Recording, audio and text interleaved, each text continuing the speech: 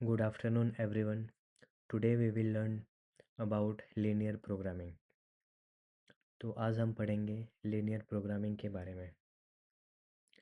I will explain it in a very easy way.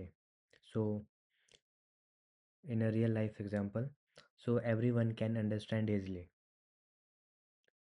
So then go to the next slide. That is, what is linear programming? Linear programming is a mathematical methods used to find the best possible decision, maximum profit or minimum cost. Linear programming एक ऐसा mathematical tool है जिससे हम use करके best possible decision निकाल सकते हैं, जैसे कि अगर हमें मैक्सिमम प्रॉफिट चाहिए या मिनिमम कॉस्ट प्राइस चाहिए. For example, if money, time, space is limited. Money हमारे पास लिमिटेड है, टाइम हमारे पास लिमिटेड है, स्पेस अगर हमारे पास लिमिटेड है, तो हम एलपी की मदद से प्रॉफिट को मैक्सिमम और कॉस्ट को मिनिमम बना सकते हैं. In a simple word, I can say that LP help us to make smart decision using a mathematics. Now go to the next slide. In this slide, we are know about why LP is important for a business. Why? Because the business always face limitations, limited money, limited workers, limited space. LP help company us to resources in the best possible way. It improve decision making, increase profit, and use in a production, HR, finance, and supply chain. Better resource allocation, higher profitability, improve decision making, and fourth one is applicable across a business function. So then go to the next slide. Basic component of LP. The main to solve the LP problem, we need four things. First one is decision variables. That means what we want to find. मतलब हमें क्या find करना है, हमें क्या चाहिए. And then objective function. Objective function means what we want to maximize or minimize. मतलब ये क्या है कि हम किस चीज़ को मैक्सिमाइज करना चाहते हैं और किस चीज़ को मिनिमाइज करना चाहते हैं. बट अभी हम पढ़ेंगे मैक्सिमाइज के बारे में. तो हमें जो प्रॉफिट है उसको मैक्सिमाइज करना है. और आज मैं इसमें एक स्टोरी शेयर करूँगा एक फर्नीचर बिजनेसमैन की. Then third one is constant. Constant means limitation like budget और storage are limited. And fourth one is non negativity restriction. इसका मतलब ये है कि हमारे जो लिमिटेड है वो कभी नेगेटिव नहीं होगा. अगर मुझे अपने शॉप के लिए कुछ बाय करना है एंड देन सेल करना है और अगर मुझे प्रॉफिट कमाना है तो वो माइनस में तो नहीं होगा. जो भी होगा जीरो से नेचुरल वैल्यू की तरफ ही होगा, जीरो से इन्फिनिटी तक. जितनी मेरी लिमिट होगी मैं उतनी ही अमाउंट अपने पास ऑर्डर करूँगा या अपने पास रखूँगा. That is limited and always positive. The story of Rampal. He is a furniture businessman, sell chair and table. He want to buy some chair and table to resell, but he is confused because his money is limited and his storage is limited. He has only 50,000 rupees and room storage is also a limited 60 pieces of chair or table, and he wants to make a maximum profit by selling a chair and table. So to the next slide, uh, cost and profit information. Table cost 2500 rupees and their profit is 250, and chair cost is 500 and its profit is 75. and their problems. The Rampal problem is he has only 50,000 rupees to invest, and his room is has the space of only 60 pieces, and the cost of a chair is 2500, and chair cost is 500 rupees, and the profit of a table is 250 rupees, and profit of a chair is 75. The Rampal want to know how many chairs and table should I buy so that my profit became maximum. Then go to the next slide. Decision variable. So we define the variables x equal to number of a table and y equal to number of chair. These are the two things we have to find. हमें क्या करना है, ये दो चीज़ें find करनी है. x the number of table and y number of chair. Objective functions.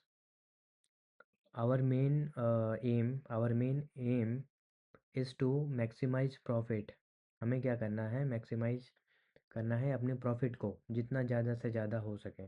So the profit became z equal to 250x plus 75. This is called objective function. And the next one is budget constraint. Rampal cannot spend more than 50,000 rupees, क्योंकि उसकी budget जो है वो limited है. So the cost must be below or equal to 50,000 rupees. And there is a equation 2500x plus 500y less than equal to 50,000 rupees. So for the simplification we can divide by 500, and then we get simplest version of maximize is 5x plus y less than equal to 100. Storage constraint. In this he can store only 50 pieces, so x plus y less than equal to 60. This is storage strength. इसमें क्या है कि उसके पास chair और table ये दो ही cell कर सकता है, और इसके पास जो पीसेस है रखने की एक रूम में वो 60 ही है. उससे ज़्यादा वो नहीं रख सकता. या तो चेयर और टेबल में से कुछ भी हो सकता है, या तो 40 टेबल रख लिया और थर्ड और 40 इसने ये रख लिया टेबल. और the next is the fourth quadrant graph quadrant 1, quadrant 2, quadrant 3 and quadrant 4. तो फर्स्ट क्वाड्रेंट में क्या है, प्लस प्लस, और हम जो चेयर और टेबल जो ऑर्डर करेंगे वो तो नेगेटिव में होगा नहीं. नेगेटिव में तो हो ही नहीं सकता ना. या तो जीरो होगा या तो पॉजिटिव होगा, नेगेटिव तो होगा नहीं. लेकिन हम तो कुछ ना कुछ टेबल या चेयर तो ऑर्डर करेंगे ताकि हमें प्रॉफिट हो. तो ये क्वाड्रेंट 1 में लीड करेगा. अब जाते हैं नेक्स्ट स्लाइड में. इसमें क्या है, कंप्लीट एलपी मॉडल. ये है हमारा कंप्लीट सिनेरियो. मैक्सिमाइज हमें किसका करना है, z equal to 250x plus 75. ये हमारा टेबल और चेयर का प्रॉफिट है. और देन अब आते हैं सब्जेक्ट पे. हमारा अमाउंट बजट कितना है, subject 5x plus Y is less than equal to 100. ये हमारा बजट हो गया. और x plus Y less than equal to 60, ये हमारा हो गया स्टोरेज. और x क्या है, जीरो से बड़ा है. y क्या है, जीरो से बड़ा है. मतलब हम कुछ ना कुछ टेबल और चेयर मंगा रहे हैं. और ये है हमारा फिजिबल रीजन. ये x प्लस वाई की जो लाइन है ये हमारा स्टोरेज है. और 5x plus Y equal to 100 की जो लाइन है ये हमारी बजट की लाइन है. तो इसके अंदर की तरफ एक शेडेड एरिया पार्ट है, वो क्या है, विजिबल रीजन है. मतलब इतने एरिया में हमारा मैक्सिमाइज एरिया है ये, जिससे हमारे प्रॉफिट हो सकती है. तो अब आगे हम समझेंगे नेक्स्ट स्लाइड में. तो पहली जो पॉइंट थी नीचे की तरफ, A under bracket 20, 0, that means x y, x comma y. तो एक्स क्या है हमारा, टेबल है, और वाई क्या है, चेयर है. तो 20 क्या हो जाएंगे हमारा, जब हम 20 टेबल ऑर्डर करेंगे और 0 मीन्स चेयर, और हम 0 चेयर ऑर्डर करेंगे, तो हमारा अमाउंट कितना होगा, 500 रुपीज़। तो हमारा प्रॉफिट उस टाइम पे कितना होगा, 5,000 का, सॉरी 5,000 का प्रॉफिट होगा। और जब हम जा रहे हैं पॉइंट बी पे, एक्स मीन्स 10, वाई मीन्स 50, मतलब टेबल हमने मंगाया 10 और 50 जो है हमारा वो है चेयर। 10 टेबल और 50, 10 टेबल और 50 चेयर, तब हमारा प्रॉफिट कितना हो रहा है, 6,250। और पॉइंट सी की तरफ जब जाएंगे, तब हमारा हो गया 0 टेबल और 60 चेयर, तब हमारा प्रॉफिट कितना हो रहा है, 4,500। तो अब आप देख सकते हैं इक्वेशन साइड पे है, स्क्रीन पे left side, point A, point B and point C. हमें सबसे ज़्यादा प्रॉफिट किस में हो रहा है, प्रॉफिट हो रहा है सबसे ज़्यादा पॉइंट बी पे, 6,250 का। तो हम जो चेयर अब ऑर्डर करेंगे वो होगा 10 tables and 50 chairs. Optimal solution, minimum profit, the maximum profit हमारा हो रहा है ऐसा 6,250 का, कितने चेयर और टेबल ऑर्डर करके, बाय करके, 10 टेबल्स एंड 50 चेयर्स। और ये हमारा इंटरप्रिटेशन है एलपी का, जो हमने बजट को यूटिलाइज कर लिया, 50,000 थी, एंड स्टोरेज को भी हमने यूटिलाइज कर लिया और मैक्सिमम से मैक्सिमम प्रॉफिट गेन कर लिया। तो कंक्लूज़न क्या है, the using of this LP, हम स्मार्ट बिजनेस डिसीजन को अप्लाई कर सकते हैं by the using of linear programming. Next one is role of linear programming in a business. Linear programming help in developing planning, हम इससे planning कर सकते हैं, then inventing control and transportation, marketing mix and resource allocation.